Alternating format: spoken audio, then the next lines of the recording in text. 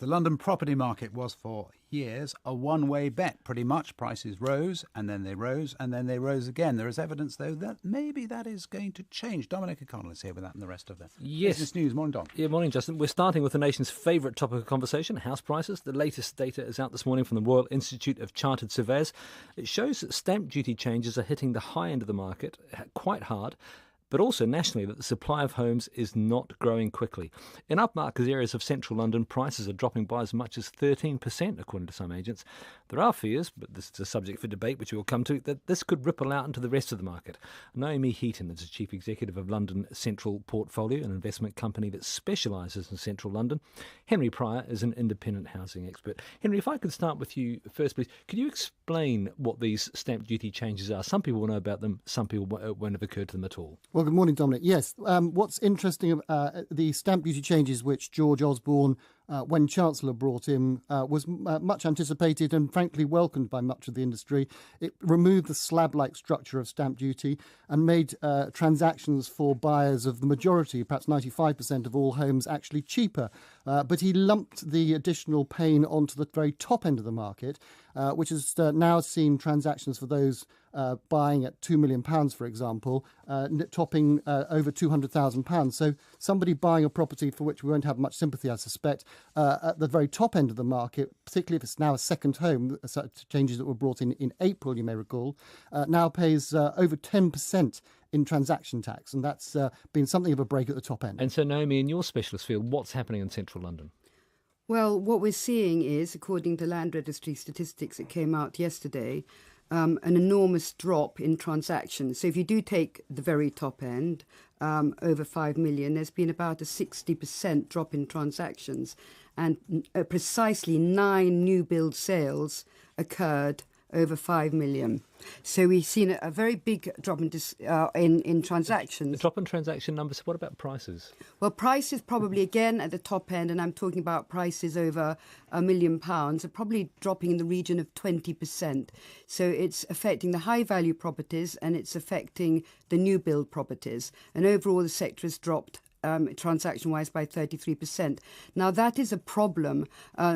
Simply because it means that the stamp duty tax take, drops it considerably. And for a government whose intended objective was to increase tax take, we reckon that sector, which is only 1% of the market, has contributed to £500 million fall in stamp duty. Okay, now a lot of people will not be bothered too much about what happens in upmarket London property.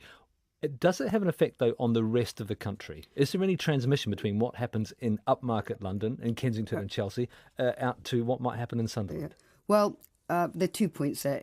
In my opinion, there won't be a ripple effect. Someone who's buying a property at 10 million and they have to pay 9 million, well, so what? If you're buying a property for under 250,000, which is the average price in the UK, it simply isn't going to affect you.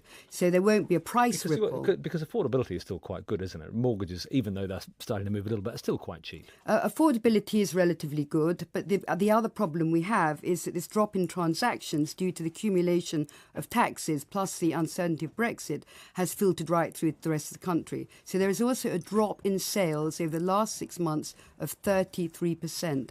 Now, that is a real issue because if you can't get mobility within the housing market, people can't get onto the housing ladder. Henry, your view is, what about the transmission between London and the rest of the country? Well, there is a great danger of cross-infection and problems at the top end impacting on the rest of the market. Indeed, the share price of the country's biggest estate agent, Countrywide, is down 58% over the last 12 months.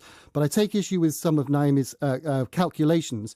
The Land Registry figures that she is quoting and the conclusions she comes to are challenged by most of the big estate agency groups like Savills and Knight Frank. Their latest data from the Land Registry takes us to the end of August. We haven't seen September or October's numbers yet. Yes, there is a change in direction. Yes, there's a change in sentiment and that pendulum that has swung from a seller's market to a buyer's market. But we aren't yet needing to sit on our window ledges and worry quite so much this side of Christmas. Because the Halifax numbers out yesterday, it showed a slowdown in activity, but prices holding up quite well, up 6%. So prices holding up there, and also asking prices holding up too. So we're seeing a slowdown in the additional increase in prices, both that sellers want and that buyers are paying, but we haven't yet seen the Armageddon that is being suggested. But that is partly because the UK property market is actually inflated since the credit crunch, average price rise has been just 2% a year. So property prices in real terms are still below where they were pre-credit crunch. Naomi, just very quickly, the Brexit effect. We've been talking a lot Yes. about stamp duty. What's it done to central London?